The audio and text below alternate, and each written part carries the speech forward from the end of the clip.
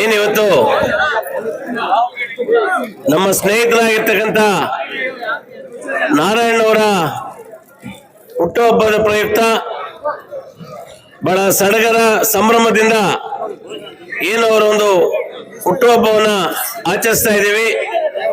ಈ ಕಾರ್ಯಕ್ರಮಕ್ಕೆ ಆಗಮಿಸಿರ್ತಕ್ಕಂಥ ನಮ್ಮ ಕೋಚಮಲ್ನ ನಿರ್ದೇಶಕರು ಆತ್ಮೀಯರಾದಂಥ ನಾಗರಾಜಣ್ಣವರೇ, ಕೋಮಲ್ನ ನಿರ್ದೇಶಕರಾಗಿರ್ತಕ್ಕಂಥ ಸಾಮಣ್ಣವರೇ, ಪ್ರಭಾಕರ್ ಅವರೇ, ಇಲ್ಲಿ ನೆರೆದಿರ್ತಕ್ಕಂಥ ಎಲ್ಲ ಗಣ್ಯಮಾನ್ಯರೇ, ಇವತ್ತು ನಾರಾಯಣವರು ವಯಸ್ಸಿನಲ್ಲಿ ನನಗೆ ತುಂಬಾ ಚಿಕ್ಕವರು. ವಯಸ್ಸಿನಲ್ಲಿ ಚಿಕ್ಕವರಾದ್ರೂ ಕೂಡ ಅವರು ಎಷ್ಟು ಎತ್ತರಕ್ಕೆ ಬೆಳೆದಿದ್ದಾರೆ ಅನ್ನೋದನ್ನ ಈಗಷ್ಟೇ ನಾನು ನೋಡಿದೆ, ಬಟ್ ಕೇಳ್ಪಟ್ಟಿದ್ದೆ.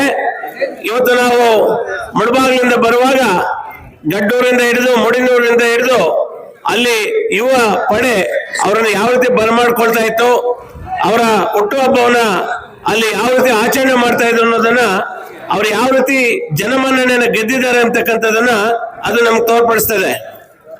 ಬಹುಶಃ ಒಬ್ಬ ಮನುಷ್ಯನಿಗೆ ಇನ್ನೊಬ್ಬರಿಗೆ ಗೌರವ ಕೊಡ್ಬೇಕಾದ್ರೆ ನಮ್ಮ ನಡತೆ, ನಮ್ಮ ವಿಧಿವಿಧಾನಗಳು ಸರಿಯಾಗಿದ್ದಾಗ ಜನ ನಮ್ಮ ಜೊತೆ ಬರ್ತಾರೆ.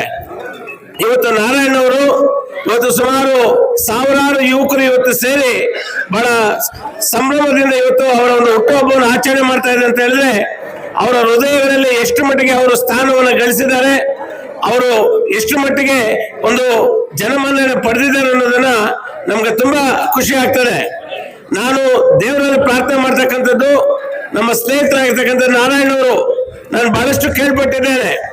ಏನು ಬಹಳಷ್ಟು ಸಮಾಜಮುಖಿ ಕೆಲಸಗಳಲ್ಲಿ ತಮ್ಮನ್ನು ತಾವು ತೊಡಗಿಸಿಕೊಂಡು ಬಡಬಗ್ಗರಿಗೆ ಒಂದು ಯಾವುದೇ ಹಾಸ್ಪಿಟಲ್ ವಿಚಾರ ಆಗಿರ್ಬೋದು, ಅಥವಾ ಯಾವುದೇ ಬಡಬಗ್ಗರಿಗೆ ಒಂದು ಮದುವೆ ವಿಚಾರಗಳಾಗಿರ್ಬೋದು, ಯಾರೇ ಸಮಸ್ಯೆ ಅಂತ ಬಂದ್ರು ಕೂಡ ಅವರಿಗೆ ತಮ್ಮ ಕೈಯಾಲಾದಂತ ಒಂದು ಸಹಾಯವನ್ನು ಮಾಡಿ, ಸೊ ಅವರಿಗೆ ತಮ್ಮ ಕೈಯಾಲಾದಂತ ಒಂದು ಸಹಾಯವನ್ನು ಮಾಡಿ ಅವರ ಬೆನ್ತಟ್ಟುವಂತ ಕೆಲಸವನ್ನ ಈ ಭಾಗದಲ್ಲಿ ಮಾಡ್ತಾ ಇರ್ತಕ್ಕಂಥದ್ದನ್ನು ಕೂಡ ನಾನು ಕೇಳ್ಪಟ್ಟೆ. ಸೊ ಅವರು ಮಾಡ್ತಾ ಇರ್ತಕ್ಕಂಥ ಈ ಒಂದು ಅಭೂತಪೂರ್ವವಾದಂತ ಒಂದು ಕೆಲಸ, ಈ ಒಂದು ಸಮಾಜಮುಖ ಕೆಲಸ, ಜನರಿಂದ ಮನ್ನಣೆ ಪಡೆಯೋದ್ರ ಜೊತೆಗೆ ಅವರ ದೈವ ಕೃಪೆ ಕೂಡ ಅವ್ರಿಗೆ ಇರ್ತದೆ ಅಂತ ಕೂಡ ಈ ಸಂದರ್ಭದಲ್ಲಿ ನಾನು ಭಾವಿಸ್ತೇನೆ. ಮುಂದಿನ ದಿನಗಳಲ್ಲಿ ನಿಮ್ಮಂತವ್ರು ಇನ್ನೂ ಬಹಳ ಎತ್ತರಕ್ಕೆ ಬೆಳಿಬೇಕು. ನಿಮ್ಮಂತವ್ರು ಎತ್ತರಕ್ಕೆ ಬೆಳೆದ್ರೆ ಸಮಾಜದಲ್ಲಿ ಬಹಳಷ್ಟು ಜನಕ್ಕೆ ಅದು ಅನುಕೂಲ ಆಗ್ತದೆ, ದೀನ ದಲಿತರು ಬಡಬಗ್ಗರಿಗೆ ತುಂಬಾ ಅನುಕೂಲ ಆಗ್ತದೆ ಅಂತ ಹೇಳ್ತಾ, ಆ ಭಗವಂತ ನಮ್ಮ ನಾರಾಯಣವರಿಗೆ ಅಷ್ಟೈಶ್ವರ್ಯ ಆರೋಗ್ಯ ಕೊಟ್ಟು ರಾಜಕೀಯವಾಗಿ ಇನ್ನಷ್ಟು ಎತ್ತರಕ್ಕೆ ಬೆಳೀಲಿ, ಮತ್ತೆ ಎಲ್ಲ ಆರ್ಥಿಕವಾಗಿ ಸದೃಢತೆಯನ್ನು ಪಡ್ಕೊಳ್ಳಿ.